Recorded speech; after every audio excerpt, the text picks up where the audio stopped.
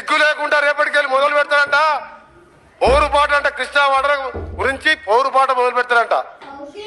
ఇవాళ కృష్ణా నది నీళ్ళు ఎవరు రాసిచ్చింది? మీరు జగన్మోహన్ రెడ్డితో కుంభక్కై రాసిచ్చింది ఎవరు? ఇవన్నీ కూడా టీవీలో చూసును.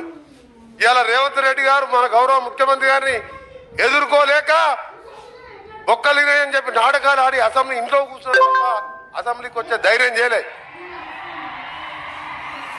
అసెంబ్లీకి వచ్చి మన ముఖ్యమంత్రి గారితో ఎదురుగా మాట్లాడగలుగుతాడా? అంత తెలివి ఉంది ఆయనకు. ఆయనకు తెలివి లేదు.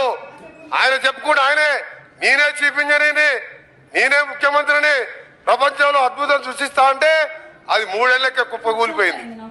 అద్భుతం పోయింది, అది పోయింది. పదవి పోగానే బొక్కలింగి కుర్చీలో పడ్డాడు.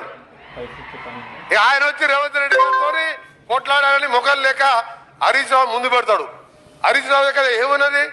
ఆయన చెప్తాడు ఇంట్లో ఉంటాడా?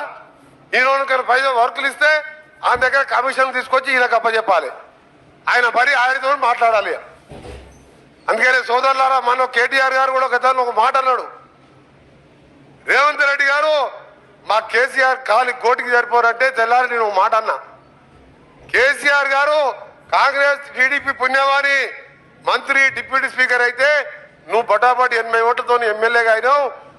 మిడ్జిల్కెళ్ళి ఇండిపెండెంట్ జడ్పీటీసీగా, ఇండిపెండెంట్ ఎమ్మెల్సీగా, ఎమ్మెల్యేగా ఈరోజు సొంతంగా ముఖ్యమంత్రి అయిన నీ కుటుంబం మొత్తం కూడా ఇవాళ మా రేవంత్ రెడ్డి మా ముఖ్యమంత్రి గారి ఎడమ గారి గోటికి కూడా సరిపోయిన ఒక మాట చెప్పిన.